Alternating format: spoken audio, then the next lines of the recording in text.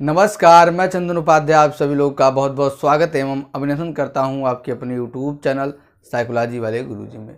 तो आज की क्लास में हम आपके BA 5th semester paper second के अंतर्गत जिस महत्वपूर्ण टॉपिक के बारे में बात करने वाले हैं वह है सकारात्मक मनोविज्ञान, इसकी मान्यताएँ क्या है और लक्ष्य क्या है। अगर इंग्लिश में बात करें तो आपका टॉपिक है पॉजिटिव साइकोलॉजी किसे कहते हैं, इसके एजम्पशंस क्या है एंड गोल्स क्या है।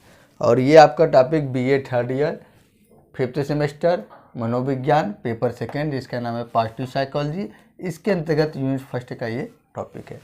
तो चलिए इस टॉपिक को हम समझते हैं। वीडियो में आप लास्ट तक बने रहिएगा और अगर आप चैनल पर नए हो तो चैनल को अभी आप सब्सक्राइब करके बेल आइकन को प्रेस कर दीजिएगा। तो देखिए, मनोविज्ञान की जितनी भी शाखाएँ आए हैं, जितनी भी शाखाएँ आई हैं, उनके आने के पीछे एक विशेष कारण है। वो विशेष कारण यह है कि विशेष क्षेत्रों का अध्ययन, मनोविज्ञान या समाज से संबंधित विशेष क्षेत्र का अध्ययन क्या है वो शाखाएं करती है। जैसे मनोविज्ञान की कुछ ब्रांच आपको बता रहे हैं और ये आपको हम बता रहे हैं कि वो क्या अध्ययन करता है। देखिए, सबसे पहला जो समाज मनोविज्ञान है, तो समाज मनोविज्ञान व्यक्ति के सामाजिक व्यवहारों का अध्ययन करने वाला विज्ञान है, ठीक है। और उसके बाद असामान्य मनोविज्ञान क्या होता है, मनोविज्ञान की शाखा है। असामान्य मनोविज्ञान में मानसिक रोगियों की वर्णन, विवेचना, वर्गीकरण इत्यादि का अध्ययन होता है, ठीक है। उसी तरह से क्या है, पशु मनोविज्ञान है, पशु मनोविज्ञान में पशु से संबंधित है। स्पेस साइकोलॉजी है, उसमें स्पेस संबंधित है। क्रिमिनल साइकोलॉजी है, क्रिमिनल से संबंधित जो भी व्यवहार है उनका अध्ययन किया जाता है। उसी तरह से मनोविज्ञान की एक महत्वपूर्ण शाखा है पॉजिटिव साइकोलॉजी, सकारात्मक मनोविज्ञान। अब सकारात्मक मनोविज्ञान में व्यक्ति किस तरह से अपने जीवन को सकारात्मक तरीके से रख सकता है, किस तरह से वो अपने जीवन में खुश रह सकता है, किस तरह से वो संतुष्ट रह सकता है, इत्यादि पक्षों का अध्ययन किया जाता है। देखिए, मार्टिन सेलिग्मैन को प्रथम मनोवैज्ञानिक माना जा सकता है जिन्होंने सकारात्मक मनोविज्ञान की नींव रखी। Martin Seligman was the first psychologist, ये पहले साइकोलॉजिस्ट है जिन्होंने सकारात्मक मनोविज्ञान की नींव रखी, इसलिए इन्हें फादर ऑफ पॉजिटिव साइकोलॉजी भी कहा जाता है, यानी कि सकारात्मक मनोविज्ञान का जनक, ठीक है। और सन 1998 अमेरिकन संघ के अध्यक्षीय अनुमोदन में, मतलब 1998 में जो अमेरिकन मनोवैज्ञानिक संघ बना है APA, उसके ये अध्यक्ष थे। उसमें वो भाषण देते समय सेलिग्मैन ने मनोविज्ञान में प्रमुख बदलाव की अपील की और इन्होंने कहा कि मानव व्यवहार में जो कमजोरियाँ हैं उनका अध्ययन करने की बजाय मानव व्यवहार के सर्वाधिक उचित पक्ष एवं अच्छाइयों के अध्ययन को बढ़ावा देना चाहिए और मनोविज्ञान में खुशी एवं साथ जैसे मुद्दों के अध्ययन को शामिल पर बल दिया। इन्होंने अब एक कहानी की तरह समझिए। देखिए, मार्टिन सेलिग्मैन एक पहले वैज्ञानिक थे जिन्होंने पॉजिटिव साइकोलॉजी की नींव रखी, इसलिए इन्हें क्या है, फादर ऑफ साइकोलॉजी कहा जाता है।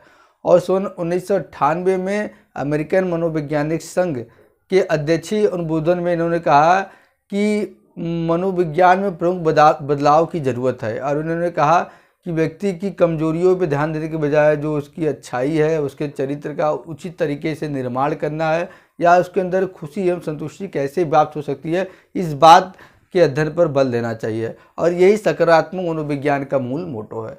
अब कुछ परिभाषा आपको बताते हैं जिनके आधार पर, परिभाषा के आधार पर आपको और भी ज़्यादा स्पष्ट हो जाएगा कि सकारात्मक मनोविज्ञान क्या है। देखिए, पहला परिभाषा हमने लिया है सेलिग्मैन एवं चिकस्टेटिमिलाई, थोड़ा कठिन है नाम, लेकिन इनका परिभाषा फेमस है क्योंकि सेलिग्मैन इसमें है, के अनुसार सकारात्मक मनोविज्ञान मानव कार्यशीलता, मानव जैसे कार्य करता उसके कार्य करने की तरीका का वैज्ञानिक अध्ययन है। इसका वैज्ञानिक अध्ययन कैसे फंक्शन करता है मानव, जिसे विविध स्तरों यानी कि विभिन्न प्रकार के स्तर पर पल्लवित एवं समृद्ध, पल्लवित मतलब उसे क्या है, सुधारा जा सकता है या तो उसे निखारा जा सकता है और उसे समृद्ध किया जा सकता है। इसके अंतर्गत जीवन के संपूर्ण आयाम, जीवन के जो भी आयाम है, जैसे जैविक, व्यक्तिगत संबंध, ठीक है, व्यक्तिगत संबंध परक और संस्थागत, सांस्कृतिक इत्यादि सम्मिलित है।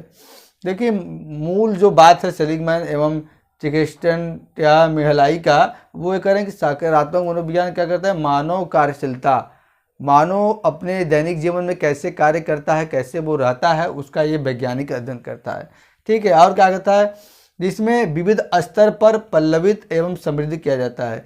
ये मानव की कार्यशीलता का अध्ययन करके उसके आधार पे क्या जो मानव के जीवन के विभिन्न स्तर हैं उनको निखारा एवं सुधारा जा सकता है। सकारात्मक मनोविज्ञान ये बात करता है। और क्या कहता है कि इसके अंदर जीवन के जो भी संपूर्ण आयाम है, चाहे जैविक हो, सामाजिक हो, व्यक्तिगत हो और सांस्कृतिक हो, ठीक है, ये सभी चीज़ें सम्मिलित हैं। इन सभी चीज़ में क्या है वो सुधारा जा सकता है। यही सकारात्मक मनोविज्ञान है। दूसरा हमने लिया है छोटा परिभाषा शेल्डन एवं किंग 2001 के अनुसार। ये कहते हैं कि सकारात्मक मनोविज्ञान सामान्य मानव शक्तियों एवं सद्गुणों का वैज्ञानिक है। मतलब व्यक्ति के अंदर क्या इंटरनल कैपेसिटी है, ठीक है, और उसके जो अच्छे गुण हैं इन सभी का वैज्ञानिक अध्ययन करना ही क्या है सकारात्मक मनोविज्ञान कहलाता है। तीसरा हमने लिया पीटरसन 2008 का परिभाषा। ये कहते हैं सकारात्मक मनोविज्ञान जीवन को सर्वाधिक अच्छे ढंग से, ठीक है, खुशनुमा जीने योग्य किस प्रकार बना सकता है क्या वैज्ञानिक। मतलब सकारात्मक मनोविज्ञान क्या करता है, लाइफ को अच्छे ढंग से कैसे जिया जा सकता है, लाइफ को अच्छे ढंग से कैसे खुशनुमा बनाया जा सकता है, इन सभी बातों को क्या है वैज्ञानिक अध्ययन करना ही सकारात्मक मनोविज्ञान है। तो ये बात हुआ कि सकारात्मक मनोविज्ञान का अर्थ परिभाषा क्या है। अब हम बात करते हैं कि सकारात्मक मनोविज्ञान की मान्यताएं, जिसको हम क्या कहते हैं एजम्पशन कहते हैं, वो एजम्पशंस ऑफ पॉजिटिव साइकोलॉजी। तो देखिए सकारात्मक मनोविज्ञान की कुछ धारणाएं आपके सामने हैं। सबसे पहला धारणा यह है कि सकारात्मक मनोविज्ञान की एक प्रमुख धारणा यह है कि मनोविज्ञान का क्षेत्र असंतुलित हो गया है। सकारात्मक मनोविज्ञान की प्रमुख धारणा यह है, वो ये कहता है कि जो मनोविज्ञान का क्षेत्र है वो क्या है इम्बैलेंस हो गया है। इम्बैलेंस इसलिए हो गया है कि वो केवल क्या है व्यक्ति की कमजोरियों इस चीज़ पर रिसर्च कर रहा है और इसी को कमजोरियों को सुधारने में प्रयास कर रहा है। बल्कि व्यक्ति के अंदर अगर कोई व्यक्ति है उसके अंदर कमजोरी है तो अच्छाई भी होता है। तो हम क्या करें कि समाज में जो व्याप्त अच्छाई है, जो सद्गुण है, उस सबको ज़्यादा से ज़्यादा प्रमोट करें, उस सबको व्यक्ति को ज़्यादा से ज़्यादा बताएं कि कैसे आप अच्छे से जीवन जी सकते हैं, कैसे आप अपने जीवन में खुश रह सकते हैं, कैसे आप अपने जीवन में संतुष्ट रह सकते हैं। तो इस सब का भी अध्ययन करना चाहिए। दूसरा, मानवीय अच्छाई और उत्कृष्टता विकारों और संकटों की तरह ही प्रमाणिक है। ये कह रहा है कि मानवीय अच्छाई यानी कि मानव की जो अच्छाई है और उत्कृष्टता विकारों और संकटों की तरह ही प्रमाणिक है।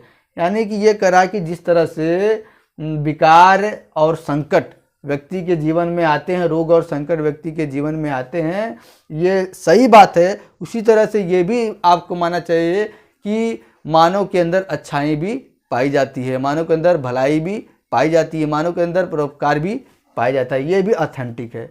इसलिए मानसिक स्वास्थ्य चिकित्सकों के समान ध्यान देने योग्य है। यह रोग मॉडलों को चुनौती देने का समय है। इसलिए मानसिक स्वास्थ्य चिकित्सकों के समान ध्यान ये कह रहा है जिस प्रकार से चिकित्सक हमारे शरीर के रोगों को बस ध्यान देखते हैं कि ये रोग होता है, ये रोग होता है, लेकिन उसका जो मेन जड़ होता है मस्तिष्क, उसको नहीं, वो उस पर नहीं ध्यान देते हैं।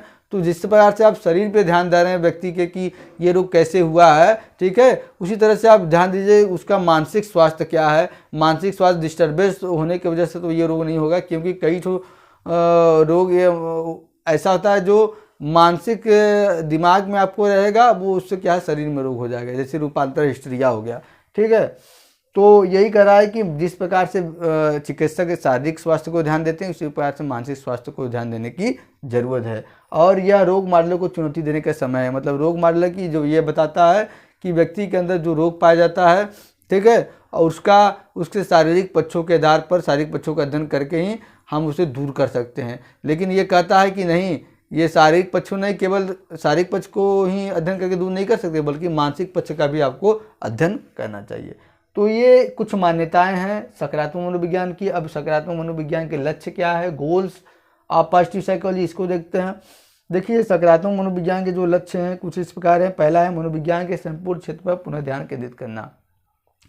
यानी कि मनोविज्ञान के जो संपूर्ण कार्य क्षेत्र हैं, जो ब्रांचेज हैं, जो ये एरिया है, उन पर क्या है पुनः ध्यान अपना केंद्रित करना और उसमें जो सुधार हो सके उसको क्या है सुधार करना। दूसरा है मनोविज्ञान के विभिन्न क्षेत्रों से सकारात्मक मनोविज्ञान के तत्वों को खोजना। दूसरा ये कहता है कि मनोविज्ञान के जितने भी क्षेत्र हैं या जितने भी ब्रांचेज हैं, उनमें सकारात्मक मनोविज्ञान से जुड़ी जो भी बातें हैं या जो भी तत्व हैं उसको खोजना।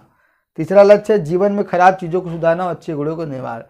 ये कह रहा है कि सकारात्मक मनोविज्ञान तीसरा ये लक्ष्य है कि व्यक्ति के जीवन में जो खराब गुण होते हैं, ठीक है, उसको क्या है सुधारना और उनके अंदर अच्छे गुणों का निर्माण करना, जिससे वो अच्छे से जीवन जी सके और खुश रह सके। अगला एक पॉइंट और हम बात कर लेते हैं, चौथा ये है कि भविष्य की समस्याओं को रोकना। ठीक है, भविष्य के व्यक्ति के जीवन में जो आने वाली समस्याएं हैं उनको क्या है, रोकने का काम भी क्या है, सकारात्मक मनोविज्ञान के द्वारा होता है, और सकारात्मक मनोविज्ञान का ये लक्ष्य भी क्या है। तो इस तरह से आपने आज की क्लास में देखा कि सकारात्मक मनोविज्ञान क्या है, इसकी मान्यताएं यानी कि जमसम क्या है और इसका गोल क्या है। ठीक है, तो मिलते हैं हम अपने अगले क्लास में इससे संबंधित किसी अन्य टॉपिक के साथ। तब तक के लिए आप सभी का बहुत बहुत धन्यवाद। जय हिंद, जय भारत।